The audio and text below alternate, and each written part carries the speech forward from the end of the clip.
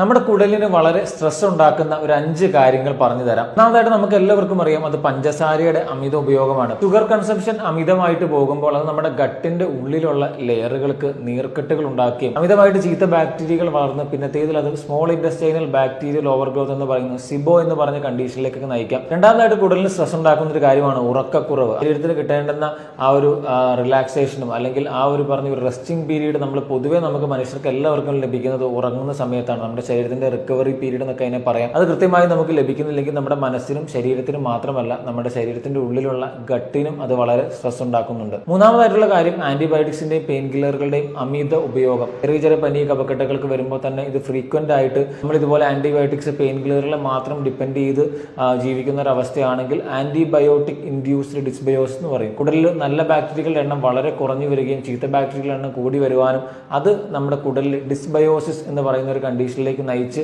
നേരത്തെ പറഞ്ഞതുപോലെ സിബോ അഥവാ നമ്മുടെ കുടലിൽ ചീത്ത ബാക്ടീരിയ എന്ന് പറയുന്ന ഒരു കണ്ടീഷനിലേക്ക് നയിക്കാനായിട്ടുള്ള സാധ്യതയുണ്ട്. നാലാമതായിട്ട് നമ്മുടെ ഗട്ടിനും ശരീരത്തിനും ഒരുപോലെ സ്ട്രെസ് ഉണ്ടാക്കുന്ന കാര്യമാണ് ആങ്കർ എന്ന് പറയുന്നത്, ദേഷ്യം എന്ന് പറയുന്ന ഇമോഷൻസ് ആവശ്യത്തിലധികം ആയി കഴിയുകയാണെങ്കിൽ നമുക്കത് ശരീരത്തിൽ നമ്മുടെ സ്ട്രെസ് ഹോർമോൺസിന്റെ അളവ്, പ്രത്യേകിച്ച് കോർട്ടിസോൾ പോലുള്ള സ്ട്രെസ് ഹോർമോൺസ് വളരെ കൂടുകയും അത് വയറിൽ അമിതമായിട്ട് ആസിഡ് പ്രൊഡ്യൂസ് ചെയ്യാനും കുടലിന്റെ ചലനത്തെ താളം തെറ്റിക്കാനും അതുകൊണ്ട് തന്നെ ഈ പറയുന്ന കുടലിന് സ്ട്രെസ് ഉണ്ടായിട്ട് മലബന്ധമോ അല്ലെങ്കിൽ IBS പോലുള്ള ബുദ്ധിമുട്ടുകളിലേക്ക് നയിക്കാനും സാധ്യതയുണ്ട്. അഞ്ചാമതായിട്ടുള്ള കാര്യം, നമ്മുടെ വീഡിയോകൾ നമ്മൾ എപ്പോഴും അത് പറയുന്ന കാര്യമാണ് ലേറ്റ് നൈറ്റ് ഈറ്റിംഗ്. പ്രത്യേകിച്ച് രാത്രിയിലെ ഭക്ഷണം വളരെ ലേറ്റ് ആയിട്ട് കഴിക്കുക. അത് ചെയ്യരുത്. നേരത്തെ തന്നെ ഒരു 8 മണിക്ക് മുമ്പ് തന്നെ ഭക്ഷണം കഴിക്കുക. അതുകൊണ്ട് തന്നെ ഞാൻ ഈ പറഞ്ഞ പ്രധാനപ്പെട്ട 5 കാര്യങ്ങൾ നിങ്ങളുടെ കുടലിന് സ്ട്രെസ് ഉണ്ടാവാതിരിക്കാൻ നിങ്ങൾ ശ്രദ്ധിക്കുക.